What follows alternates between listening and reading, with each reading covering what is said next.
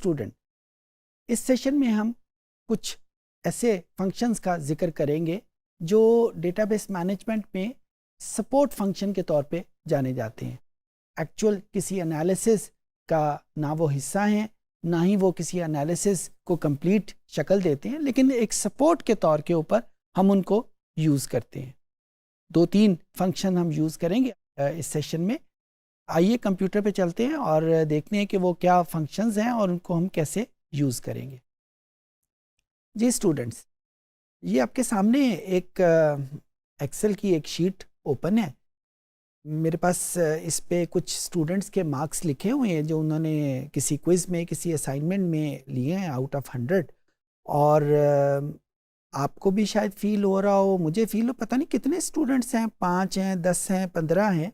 तो यहाँ पे मैं एक एक्सेल का फंक्शन यूज़ करूँगा कि जिससे मुझे एक उनकी तादाद का भी पता चल जाएगा और एक आम तौर के ऊपर जब हमारे पास कुछ नंबर्स या कुछ कॉलम्स में वैल्यूज़ लिखी होती हैं तो उसमें एक कॉलम नंबर शुमार का भी होता है जिसमें सारे नंबर्स लिखे होते हैं 1 2 3 4 5, और जिससे हमें उनकी टोटल तादाद का पता चल जाता है।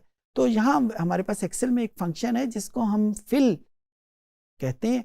इस फंक्शन को हम यूज़ करेंगे और इस फंक्शन को यूज़ करने में हमारे पास जो पहला रिक्वायरमेंट है कि जहाँ से हमने ये गिनती या नंबर शुमार शुरू करना है वहाँ पे हम पहली वैल्यू लिख देंगे खुद से। पहली वैल्यू जाहिर है जब नंबर शुमार करेंगे तो पहली वैल्यू 1 होगी, तो हमने ये पहली वैल्यू यहाँ पे लिख दी।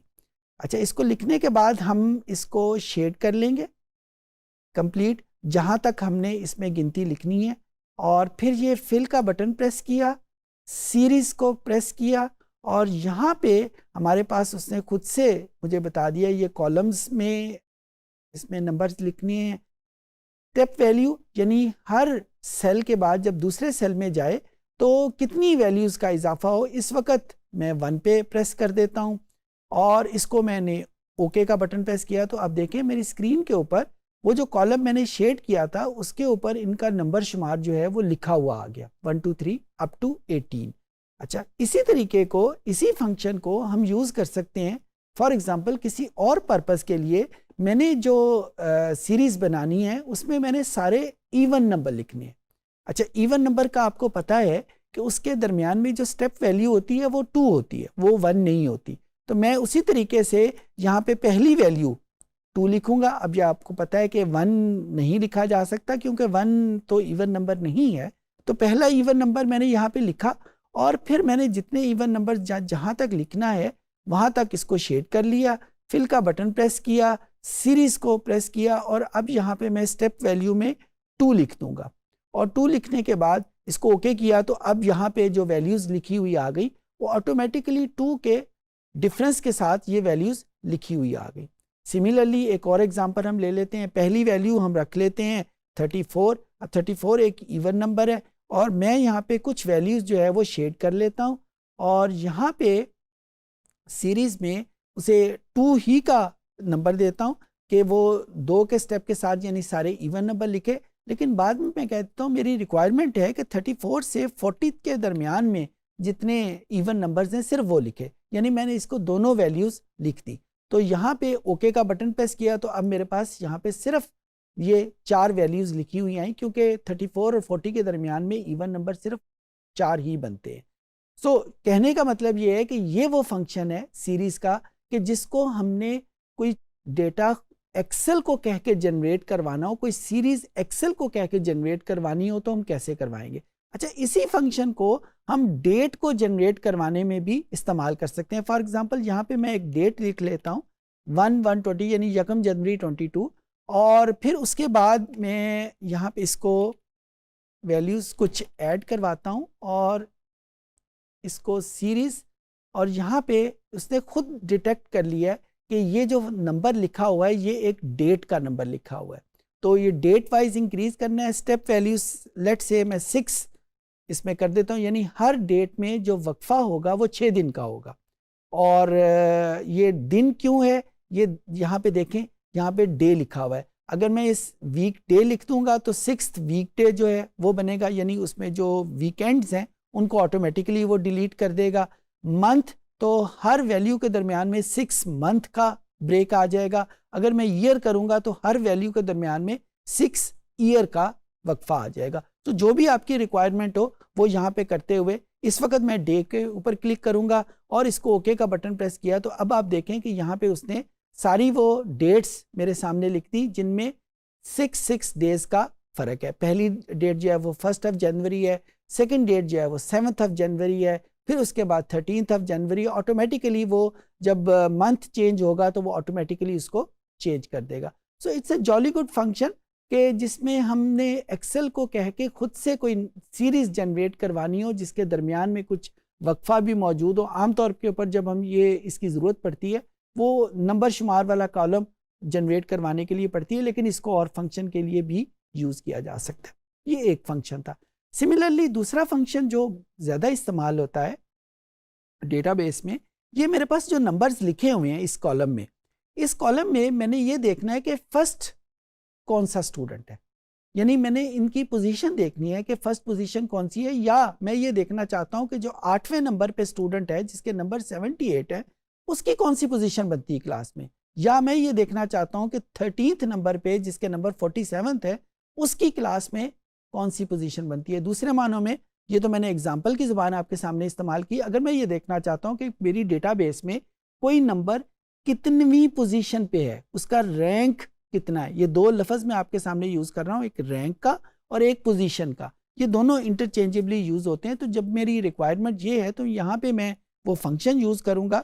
इज़ इक्वल टू का बटन मैंने इस वजह से प्रेस किया कि यहाँ पे आगे मैं जो वैल्यू जो चीज़ लिखने लगा हूँ वो एक फार्मूला है, वो कोई नंबर नहीं है। और वो कमांड मैंने क्या यूज़ की, रैंक। अभी मैं रैंक का वर्ड यूज़ कर रहा था तो रैंक की कमांड मैंने यूज़ की, और रैंक मैं किसका फाइंड आउट करना चाहता हूँ, इस नंबर का करना चाहता हूँ। और उसके बाद किस सीरीज़ में उसका रैंक फाइंड आउट करना चाहता हूँ। ज़ाहिर है मेरे पास ये जो सीरीज़ है इस सारी सीरीज़ में उसका मैं रैंक फाइंड आउट करूँगा। तो सीरीज़ लिखने का जो तरीका हम पहले भी सीख चुके हुए हैं वो ये होगा, यहाँ पे हमारे पास सीरीज़ E3 से स्टार्ट होगी और ये मूव करेगी E अप टू 20 तक। यहाँ पे जो चीज़ बहुत ज़्यादा देखने वाली है, मैंने हर नंबर के पहले एक डॉलर साइन यूज़ किया है। ये डॉलर साइन एक्सेल को बताता है कि यहाँ इसके आगे जो वैल्यूज़ लिखी हो एक सीरीज़ को डिफाइन करने वाली है और वो कॉपी पेस्ट में चेंज नहीं होगा। अगर मैं ये डॉलर साइंस यहाँ पे नहीं यूज़ करूँगा तो ये वैल्यूज़ जो है ये चेंज होती जाएंगी। आप अपनी प्रैक्टिस के लिए ज़रूर कीजिएगा कि इसी फार्मूले को, इसी वैल्यूज़ को डॉलर साइंस के बगैर लगा के देखिएगा, फिर आपको समझ आ जाएगी कि इसमें डॉलर साइन को लगाने का क्या फ़ायदा होगा और डॉलर साइन को ना लगाने का क्या नुकसान होगा। इसको मैंने वैल्यू दी और फिर उसके बाद इसने मुझे बता दिया कि जो नंबर 56 है उसकी कितनीवीं पोजीशन बनती है, उसकी 7वीं पोजीशन बनती है। अगर इसी वैल्यू को मैं कॉपी कर लूँगा तमाम वैल्यूज़ के लिए तो मेरे पास वैल्यूज़ आ जाएगी।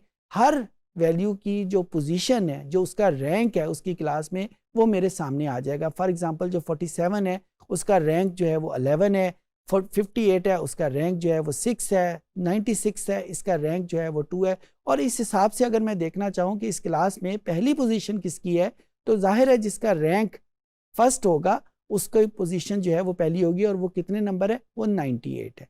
और अगर मैंने ये देखना हो कि आखिरी पोजीशन किसकी है तो मैं यहाँ पे आखिरी नंबर देख लूँगा कि उसकी पोजीशन क्या होगी। अब यहाँ पे आखिरी नंबर देखना मेरे लिए मुश्किल हो रहा है तो मैं क्या करूँगा, मैं इसको सॉर्ट कर लूँगा। सॉर्ट करना आपको पता है ना कि सॉर्ट कैसे करते हैं। सॉर्ट करने के लिए मैं इनको भी यूज़ कर सकता हूँ। सॉर्ट करना हमने लास्ट टाइम सीखा था और उसी फंक्शन को मैं यूज़ कर रहा हूँ। डेटा में ये सॉर्ट की कमांड मौजूद होती है। मैं सॉर्ट उस जिस चीज़ को मैंने सॉर्ट करना है उसको मैंने शेड कर लिया, सॉर्ट का बटन प्रेस किया और उसके बाद मैंने सॉर्ट का बटन प्रेस किया। अब ये टोटल मार्क्स के कॉलम को सॉर्ट करना है और स्मॉलेस्ट टू लार्जेस्ट मैंने सॉर्ट करना है। तो ये उसने जो ही इसने इसको सॉर्ट किया तो मुझे ये पता चल गया कि आखिरी पोजीशन जो है वो 14 नंबर वाले की है। और अब यहाँ पे देखें 14 नंबर वाले इस क्लास में 3 स्टूडेंट हैं तो तीनों को जो उसने रैंक दिया हुआ है वो एक जैसा ही रैंक दिया हुआ है। सो जो स्टूडेंट आपने 3 डिफरेंट किस्म के फंक्शन जो है वो आपने सीखे। एक हमने सीरीज़ कैसे डेवलप करनी है। सीरीज़ का फंक्शन बहुत यूज़फुल है, बहुत इस्तेमाल होता है हमारी कैलकुलेशन में। और ये सीरीज़ सिर्फ नंबर की जनरेट नहीं करता, बल्कि हम किसी डेट को जनरेट कर सकते हैं, किसी खास वक्फे के साथ हम जनरेट करना चाहें उसको हम डेवलप कर सकते हैं। सिमिलरली हमने रैंक, पोजीशन कैसे फाइंड आउट करते हैं उसको भी हमने सीखा। फिर हमने इसको सॉर्ट के फंक्शन को इसमें यूज़ होते हुए भी देखा। सो यहाँ पे ये तीनों फंक्शन बहुत सपोर्ट फंक्शन के तौर पे इस्तेमाल होते हैं, लेकिन बहुत यूज़फुल है। अच्छा, इसमें एक फंक्शन और बहुत मज़ेदार फंक्शन है। ये मेरे पास सपोज़ स्टूडेंट्स के रोल नंबर लिखे हुए हैं जिनके ये नंबर मौजूद हैं। अब फॉर वन रीज़न और दी अदर, किसी क्यूरियोसिटी के लिए मैं इनके न्यूमेरिक पार्ट को अलहदा करना चाहता हूँ। मैं यानी इस रोल नंबर में न्यूमेरिक पार्ट जो है वो मेरे पास 1 2 3 3 है। अब मैं इसको अलहदा किया। अब एक मरतबा तो मैंने इसको देख के लिख लिया। अब ये नंबर तो मेरे पास कोई 17-18 नंबर हैं, तो बारी बारी करना बड़ा मुश्किल है। तो मैं क्या करूँगा, मैंने जहाँ पे ये नंबर लिखने हैं उसको मैंने शेड किया, इसी फिल के बटन को मैंने क्लिक किया और यहाँ पे इसी सीरीज़ वाले में आखिरी ऑप्शन जो फ्लैश फिल की है इसको मैं क्लिक किया। जो ही मैंने इसको क्लिक किया तो आपने देखा कि इसने ऑटोमेटिकली इस पहले वाले कॉलम में जो न्यूमेरिक पार्ट है उसको अलहदा करके लिख लिया। किया इसने क्या है कि जो पहले कॉलम में जो पैटर्न इसने फील किया, जो इसने खुद असेस किया एक्सेल ने, वो पैटर्न इसने तमाम नंबर के ऊपर कॉपी कर दिया। It's a very useful technique. आमतौर पे ईमेल एड्रेसेस हमारे पास लिखे हुए होते हैं और हमने उन ईमेल एड्रेस तो बहुत बड़ी चीज़ है, उसमें @ मौजूद होता है, .com वगैरह वैल्यूज़ लिखी होती हैं। लेकिन अगर हमने सिर्फ उसका यूज़र नेम एक्सट्रैक्ट करना हो बजाय के कंप्लीट से, तो हम इसी फंक्शन को यूज़ करते हुए कर सकते हैं। इसी तरह और बहुत सारी जगहों पे ये फ्लैश फिल जो है ये फंक्शन यूज़ हो सकता है। सिर्फ एक एहतियात या एक आपको बात याद रखनी पड़ेगी इस फ्लैश फिल को यूज़ करने के, कि जहाँ पे हम इसको इस्तेमाल कर रहे हैं उससे पहले एक कॉलम मौजूद होना चाहिए कि जहाँ से उसने वो पैटर्न कॉपी करना है, वो चीज़ें कॉपी करनी है। जिस तरह यहाँ पे मैंने जो फ्लैश फिल की जो टर्म इस्तेमाल की, वो जिस कॉलम में यूज़ की उससे पहले एक कॉलम मौजूद था जहाँ से वो चीज़ें कॉपी कर रहा था। सो स्टूडेंट, इस सेशन में आपने देखा कि जो माइक्रोसॉफ्ट एक्सेल में जो सपोर्ट फंक्शंस हैं, लाइक सीरीज़ कैसे डेवलप करते हैं, हम कंटेंट का नंबर्स कैसे डिफाइन करते हैं, किसी सीक्वेंस को कैसे बनाते हैं, सिमिलरली जब पोजीशंस को डिफाइन करना हो, रैंकिंग डेवलप करनी हो, तो हम माइक्रोसॉफ्ट एक्सेल में इसको कैसे यूज़ करेंगे। उम्मीद है कि ये फंक्शंस जो सपोर्ट फंक्शंस के तौर पे जाने जाते हैं आपको समझ आ गए होंगे।